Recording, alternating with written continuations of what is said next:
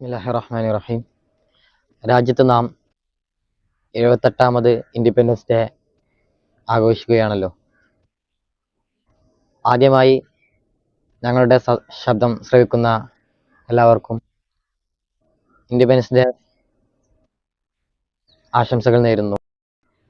സമകാലിക സാഹചര്യത്തിൽ നാം ചർച്ച ചെയ്യേണ്ട ഒരു വിഷയമാണ് യൂണിവേഴ്സിറ്റികളിൽ വിദ്യാർത്ഥികൾ നേരിടുന്ന പ്രശ്നങ്ങൾ. കേരളത്തിലെ വിവിധ സർവകലാശാലകളുടെ യാഥാർത്ഥ്യങ്ങൾ, അതുപോലെ തന്നെ പ്രത്യേകിച്ച് വിദ്യാർത്ഥികൾക്കുണ്ടാകുന്ന അനുഭവങ്ങൾ, ഭരണഘടനയിലെ പോരായ്മകൾ, അതുപോലെ തന്നെ വിദൂര വിദ്യാഭ്യാസ രംഗത്തുണ്ടാകുന്ന പ്രശ്നങ്ങൾ എന്നിവയെക്കുറിച്ച് നമ്മൾ ചർച്ച ചെയ്യേണ്ടതുണ്ട്. കേരളം വിദ്യാഭ്യാസത്തിൽ മുന്നിലാണ് എന്ന് നാം എല്ലാവരും പറയാറുണ്ടല്ലോ. അതെ. ശരിക്കും യൂണിവേഴ്സിറ്റികളിലെ ഉള്ളിൽ ഗ്രൗണ്ട് റിയാലിറ്റിയിൽ കിടന്നാൽ നമുക്ക് തിരിച്ചറിയാം എന്താണ് യാഥാർത്ഥ്യമെന്ന്. പരീക്ഷാ തീയതികൾ മാറി മാറി പോകുന്നു, റിസൾട്ടുകൾ വരാൻ മാസങ്ങളോളം പിടിക്കുന്നു. ഇതെല്ലാം വിദ്യാർത്ഥികളുടെ ഭാവിയിൽ വളരെയധികം പ്രശ്നമുണ്ടാക്കുന്നുണ്ട്. ഹയർ എഡ്യൂക്കേഷനിലേക്ക് പോകുന്ന വിദ്യാർത്ഥികൾക്ക് അവരുടെ പഠനത്തിന്റെ തുടക്കത്തിൽ തന്നെ ഡിലേ ആണ്. അതെ. ഹയർ എഡ്യൂക്കേഷനിലേക്ക് പോയി പഠിക്കുന്ന വിദ്യാർത്ഥികൾ പലപ്പോഴും പല പ്രശ്നങ്ങളും നേരിടുന്നുണ്ട്. അഡ്മിഷൻ പ്രോസസ് ക്ലിയർ അല്ലാത്തതിനാൽ പലർക്കും എക്സാമിന്റെ റിസൾട്ട് കിട്ടാൻ വൈകുന്നു.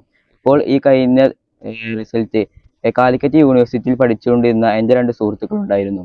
അവർക്ക് അവരുടെ എക്സാം കഴിഞ്ഞതിന് ശേഷം 7-8 മാസങ്ങൾക്ക് ശേഷമാണ് അവരുടെ റിസൾട്ട് ലഭിച്ചത്. ഇങ്ങനെ ഉണ്ടാകുമ്പോൾ നേരിടുന്ന ഒരു പ്രധാനപ്പെട്ട പ്രശ്നമാണ് അവർക്ക് അവരുടെ തുടർന്നുള്ള പഠനങ്ങൾ PG പോലാത്ത ഓപ്പർച്യൂണിറ്റീസ് നഷ്ടപ്പെടുന്നു. അവർക്കുള്ള അവരുടെ ഭാവി നഷ്ടപ്പെടുകയാണ് ഇങ്ങനത്തെ സാഹചര്യങ്ങൾ. പരാതിപ്പെട്ടാൽ കിട്ടുന്ന മറുപടി സിസ്റ്റം സ്ലോ ആവുമെന്നും അതുപോലെ തന്നെ പ്രൊസീജിയർ ടൈം എടുക്കും എന്നൊക്കെയാണ്. പ്രശ്നങ്ങൾ ഗുരുതരമാകുമ്പോൾ മാത്രമാണ് ഇതിനുള്ള ആക്ഷൻ അവർ സ്വീകരിക്കുകയുള്ളൂ. അതുപോലെ പലപ്പോഴും ഇത് പ്രസ് റിലീസിലാണ് അവസാനിക്കുന്നത്. 2021 വലിയ പ്രതീക്ഷകളോടെ തുടങ്ങിയ ഒരു യൂണിവേഴ്സിറ്റിയാണ് ശ്രീനാരായണ ഗുരു ഓപ്പൺ യൂണിവേഴ്സിറ്റി. പല വീട്ടമ്മമാർക്കും, ഫുൾ ടൈം ജോബ് ചെയ്യുന്നവർക്കും, പഠനം നിർത്തിയവർക്കും, ഇങ്ങനെ പലർക്കും ഒരു സെക്കൻഡ് ചാൻസ് കൂടി നൽകുക എന്നതായിരുന്നു ഇതിന് ഏറ്റവും വലിയ ലക്ഷ്യം. ലോഞ്ചിങ് സമയത്ത് വളരെയധികം ബോൾഡ് പ്രോമിസ് നൽകിയിട്ടായിരുന്നു അവർ പ്രചരിപ്പിച്ചിരുന്നത്. അതായത് അവരുടെ യൂണിവേഴ്സിറ്റിയുടെ തുടക്കത്തിൽ അതിൻ്റെ പരസ്യങ്ങളെല്ലാം വളരെയധികം വിപുലമായിട്ട് തന്നെയാണ് നടത്തിയിരുന്നത്. പിന്നെ അവിടെ പഠിച്ചിട്ട് 3-4 വർഷം കഴിഞ്ഞ വിദ്യാർത്ഥികളോട് നമ്മൾ ചോദിക്കുമ്പോൾ നമുക്ക് മനസ്സിലാക്കാൻ കഴിയും അവൾ വളരെ പരിതാപകരമായിരുന്നു അവിടുത്തെ അവസ്ഥ. എക്സാമിന്റെ തൊട്ട് കുറച്ച് ദിവസങ്ങൾക്ക് മുമ്പൊക്കെ ആയിരുന്നു അവർക്ക് പുസ്തകങ്ങൾ ലഭിച്ചിരുന്നത്. പോരാത്തതിന് ഒരു എക്സാമിന്റെ ഡേറ്റ് ഫിക്സ് ചെയ്തിട്ട് അവസാനം വെച്ച് അവർ അതിനെ മാറ്റും. അങ്ങനെ ഒരുപാട് പ്രശ്നങ്ങൾ അതിൽ നിലനിന്നിട്ടുണ്ട്. അത് മാത്രമല്ല, അതോറിറ്റീസ് അപ്രോച്ചബിൾ അല്ല. ഹെൽപ്പ് ലൈൻ കോൾ ചെയ്ത് കഴിഞ്ഞാലോ ഹോൾഡ് മ്യൂസിക് വരും. ഇനി ഇമെയിലിൽ മെസ്സേജ് വരാനോ ആഴ്ചകളോട് എടുക്കുന്നു. പിന്നെ ഓപ്പൺ യൂണിവേഴ്സിറ്റികളുടെ ഈ ഐഡിയ എന്താണ്, ഈസി ആക്സസ് ആയിരിക്കണം. പക്ഷെ ഗ്രൗണ്ട് ലെവൽ നോക്കുമ്പോഴോ അതെന്താണ്, തികച്ചും പോസിറ്റീവാണ്. അതുപോലെ തന്നെ വർക്കിംഗ് പ്രൊഫഷണൽസിനും വീട്ടമ്മമാർക്കും വിദൂര സ്ഥലങ്ങളിൽ താമസിക്കുന്ന വിദ്യാർത്ഥികൾക്കും ഇതിനൊരു പ്രോപ്പർ പ്ലാനിങ് ഇല്ലാത്തത് കൊണ്ട് തന്നെ അവർക്കൊരു മെന്റൽ സ്ട്രെസ് ഉണ്ടാക്കുന്നുണ്ട്. അതെ, തീർത്തും ശരിയാണ്. അതുപോലെ തന്നെ മറ്റൊരു പ്രശ്നം കൂടിയുണ്ട്. Calicut university distant education UGC norms update ആയപ്പോൾ അവിടെയുള്ള ഓപ്പൺ എഡ്യൂക്കേഷൻ നിർത്തിവെക്കുകയാണ് ഉണ്ടായത്. ഇതിലൂടെ അതുമാത്രമല്ല, അവർ കൂടുതൽ അഡ്മിഷൻസ് ഓൾമോസ്റ്റ് ഏകദേശമൊക്കെ നിർത്തി. ഇതുകൊണ്ട് തന്നെ കൂടുതൽ വിദ്യാർത്ഥികൾക്കും ഇതൊരു തിരിച്ചടിയായി. വർഷങ്ങളായി SDE വഴി ഡിഗ്രി പഠിച്ചിരുന്ന ആയിരക്കണക്കിന് വിദ്യാർത്ഥികൾ ഓപ്ഷൻസ് ഇല്ലാതെയാകുകയാണ്. ഓപ്പൺ യൂണിവേഴ്സിറ്റി പ്രോപ്പറായി ഫംഗ്ഷൻ ചെയ്താൽ തന്നെ നല്ല ആൾട്ടർനേറ്റീവ് ആയേനെ. പക്ഷേ അതും ഡിലേയിലാണ്. ഡിസ്റ്റൻസ് എഡ്യൂക്കേഷൻ ഒരു അൾട്ടർനേറ്റീവ് ലേണിംഗ് മോഡ് മാത്രമല്ല, അത് ജോബ് ചെയ്യുന്നവർക്കുള്ള ഒരു സുസ്ഥിരമായൊരു പാതയാണ്. വിദ്യാഭ്യാസം എന്നത് എപ്പോഴും ഒരു ഫ്ലെക്സിബിൾ ആയിരിക്കണം.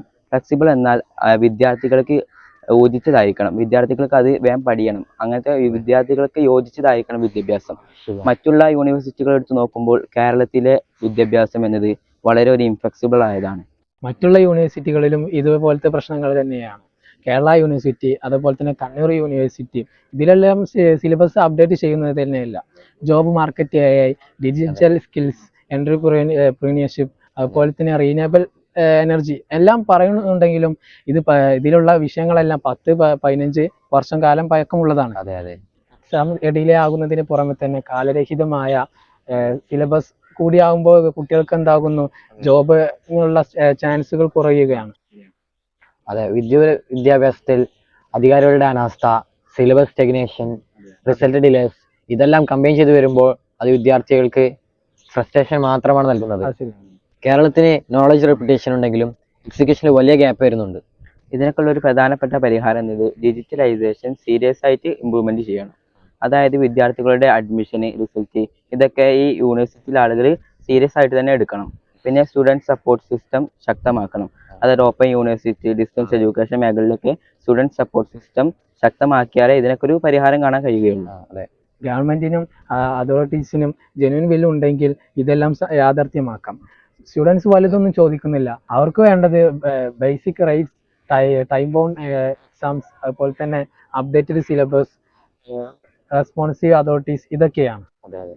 പുതിയ തലമുറ ഈ പ്രശ്നങ്ങൾക്കെതിരെയൊക്കെ പ്രവർത്തിക്കുമെന്നും